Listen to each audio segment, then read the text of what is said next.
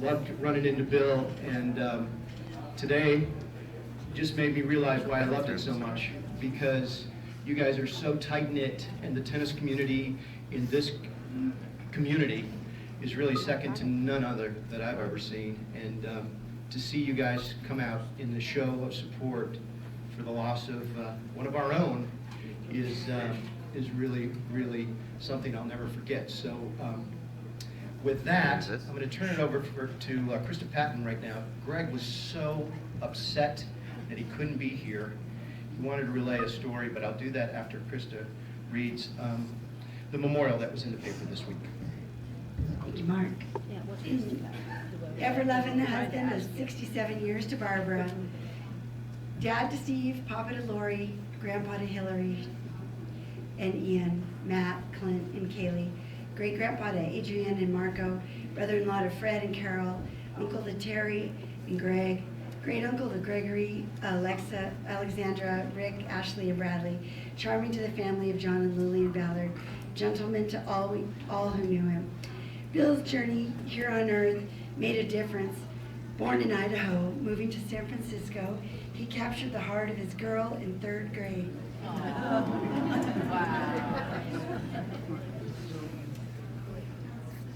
Proud to instruct pilots and fly to protect our country, Bill served the USA in the Army Air Corps. Soon to ask his tennis-playing mama, lay your racket down, babe, let's get married. Creator of relationships, Bill painted for his father's company that taught him to paint any color as long as it's green. Back to Idaho, Bill and his brother Bob started Chandler Brothers Trucking, famous for the Basin Burger. Bill and Barb operated the lodge at Bogus Basin for 19 years.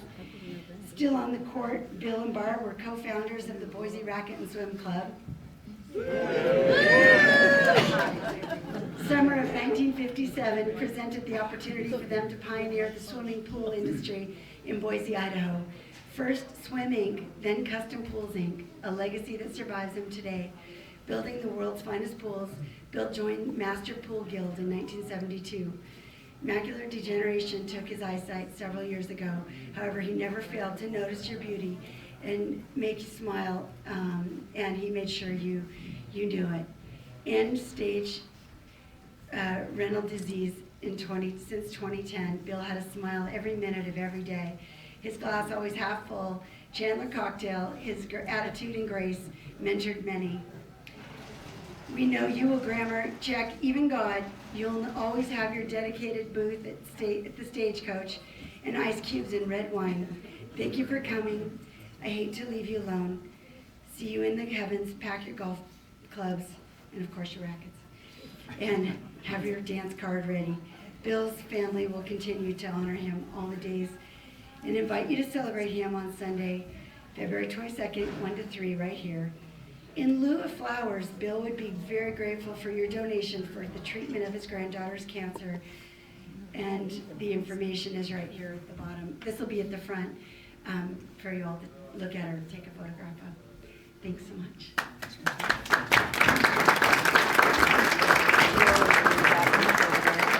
You know, we talk so much about the tennis community, which Bill and Barbara are so ingrained in, but there's also a golf community, and they found a home at Plantation Country Club, and there are so many people here that don't know the tennis community. They know the golf community, of which you guys kind of went into both worlds.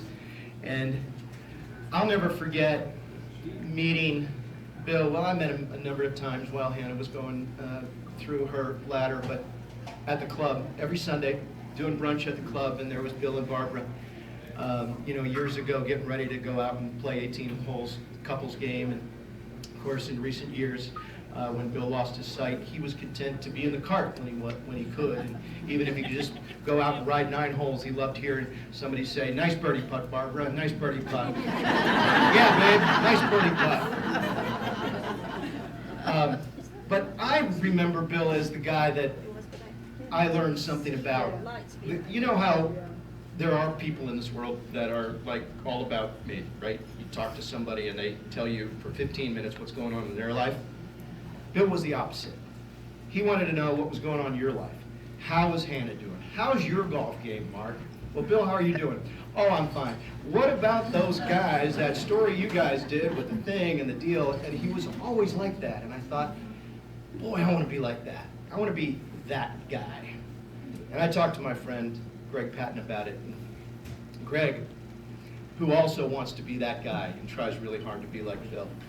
And he said, and if you close your eyes, you can just imagine Greg's here, because I do a spot-on impression of him. So if you want to close your eyes, this is Greg here today. Oh, buddy, one of the things I love about this guy is so awesome. Okay, tell him this. He's like a banana split. Because he's so soft and sweet and creamy. He's got a cherry on top. But he's good for you because it's got the bananas and there's potassium. And it's good for your health. So he's sweet and beautiful, but he's also really good for you. I love that guy.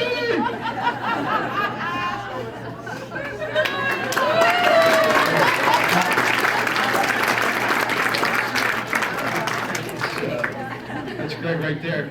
He did tell me today that he loved all of the dinners that you guys had once a month. He would have either lunch or dinner with Bill once a month, and he said the one before the last one, Bill was talking to him and telling Greg what he'd like to see with his team, and Greg says, "Bill, I'm behind you." So then Bill had to turn around, and then Greg realized that he was looking at Bill with his bad eye, the eye that he can't see in. So then he moved to the other side so he could see Bill while he was talking, and finally Greg said, "This is the worst thing that could ever happen. Two bald blind guys trying to have a conversation."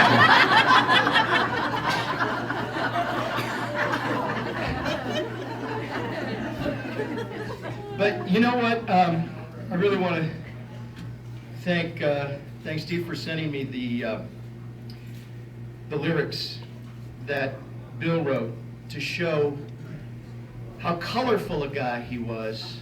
He was caring, he was kind, he was peaceful, he was gentle, but he was also, he had this sense of humor and this color that you could see back in the 40s when he wrote this song. I didn't know about the tune "Lay That Pistol Down, Babe" until Steve sent me this letter. But I asked my mother, who is 80 years old, and she said, "Oh, I love that song. Lay that pistol down, babe, lay that pistol down." So apparently, is that pretty good? So Willie Nelson did a rendition of it apparently, but also Bing Crosby did a rendition of it. But those were all redos, never good as the first guy, Axel Drexel or somebody like that. And he's singing like this: "Lay that pistol down, babe, lay that pistol down." So when Bill was courting Barbara, he decided to change the lyrics to "Lay That Pistol Down" to the lament to love and how thick can the corn grow, lay that racket down. Actual letter he wrote trying to talk her out of making that trip to Forest Hills and pursuing her dream of continuing to play at Wimbledon and all the majors. So he wrote this song to his Bobs. Wooing women was my game, and was I having fun? Until one day I chanced to pay attention to this one. Here was a girl who stole my heart, as ruthless as can be. And when I gave my love to her, she laughed and said, "Not for me." Lay that racket down, Bobs. Lay that racket down. Racket swinging mama. Lay that racket down. I wooed her with my warm finesse, morning, noon, and night, but all her thoughts were of tennis. Hope was out of sight. Still I wouldn't let myself say that I give in, for I am made of sterner stuff. In this game, I should win. Lay that racket down, Bobs. Lay that racket down. Racket swinging mama. Lay that racket down. I go on. It gets really good here. Changed my course to a different source of tennis sex appeal. Said one day, let us play tennis. Your heart I'm bound to steal. Aching back, sweaty brow, and burning bunions too, was all I got when I thought 'twas the thing to do. Lay that racket down, Bobs, lay that racket down. Racket swinging mama, lay that racket down. Out one night, 'neath moon so bright, getting up my nerve, she calmly said, I will not wed. You got a rotten serve.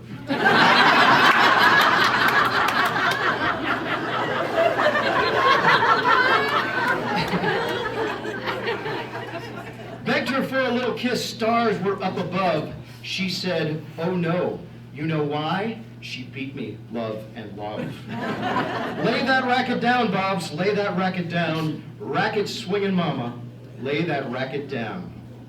Big finish here. There must be a simpler way to woo this racket swinging wench. But till this time, I feel that I'm much healthier on the bench. Still, I think I'll hang around, hoping for the best, for maybe soon she'll change her tune and give that racket a rest. Lay that, et cetera, et cetera, et cetera. He wrote that on there, et cetera, et cetera.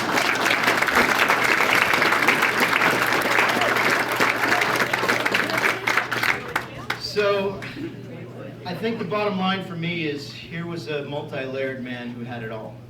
He really did. He had a great family. He had a loving wife. He loved his life.